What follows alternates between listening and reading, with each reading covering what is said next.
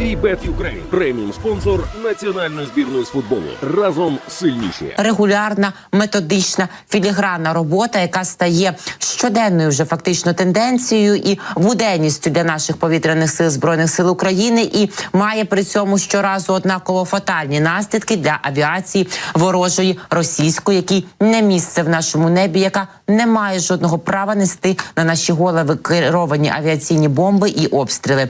Вже казала я з Борисом, що не встигли ми порадіти знищенню 11-го за буквально початок другого тижня, за пару днів менш ніж 10 літака винищувача Російської Федерації Су-34, як от +2, бо Бог любить троїцю. На Авдіївському та Маріупольському напрямках українські військові збили ще 2 Су-34 ворога. Про це ось такими своїми щоразу феєричними, яскравими, неповторними і наповненими метафор і при цьому реальності постами повідомив нам командувач повітряних сил Збройних сил України Микола Олещук. Він за кишенею і результативністю точно, за словами і за результативністю до кишені не лізе. Схоже, до них не доходить. Влучно зауважує Олещук, ми тут теж так розуміємо. Ніяких висновків, додає він, не роблять російські пілоти. Сьогодні близько 9:00 на Авдіївському та Маріупольському напрямках знищено ще 2 Су-34 окупантів. Разом до перемоги, пише Олещук.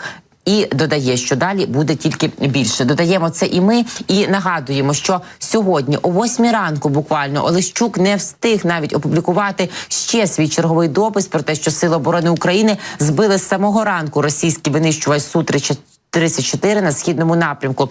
Таким чином, за день, як день, ще немає навіть опівдня. За початок дня Збройні сили України відпрацювали філігранно і знищили 3 російських літаки. Хороший початок дня, а він лише починається. Та й день такий, 29 лютого, зовсім, я ж казала, він для Путіна невдалий, а для всього світу він унікальний, бо буває раз на 4 роки. Унікальний він і для російської авіації, бо це черговий рекорд – 3 за один день. 27 лютого, нагадаю, буквально позавчора на східному напрямку українські військові також збили Су-34, а потім буквально за 5 годин після першого збили і другий Су-34, що теж було на той день рекордом. За минулий тиждень українські військові збили кілька російських літаків такого типу, і аналітики видання Defense Express говорять, що це насправді є дуже хороша і методична різанина російських сушок, стала методичною роботою. Фронтові бомбардувальники ворога просто ми лускаємо як насіння. Командування повітряних сил Збройних сил України працює над успішними результатами роботи проти тактичної авіації Російської Федерації. І нагадую також, що 21 лютого було знищено Су-34,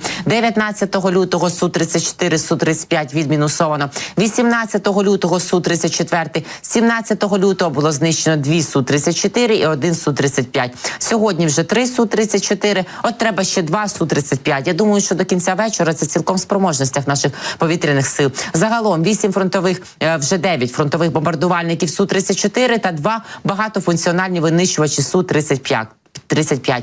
Об'єктивно більш ніж значні втрати саме у Су-34, тому що станом на початок 2022 року, ще оцінюють аналітики Defense Express, кількість таких машин у Російській Федерації оцінювалась у близько 100.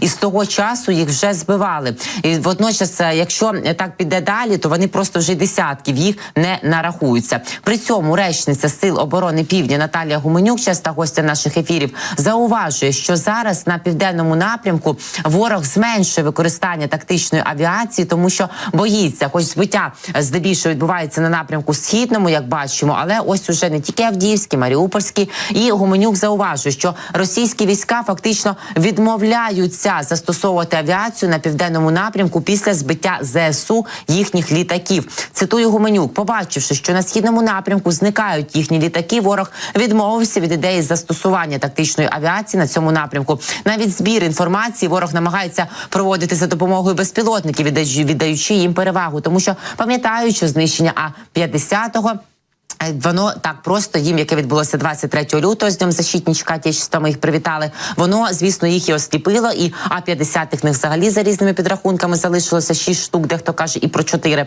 Тому, але Гуменюк додає, що це не повна ще відмова, бо окупанти намагалися застосувати стратегічну авіацію в акваторії Чорного моря, але зменшують використання тактичної і зменшується використання кількості FPV-дронів, бо вони теж, звісно, не вічні.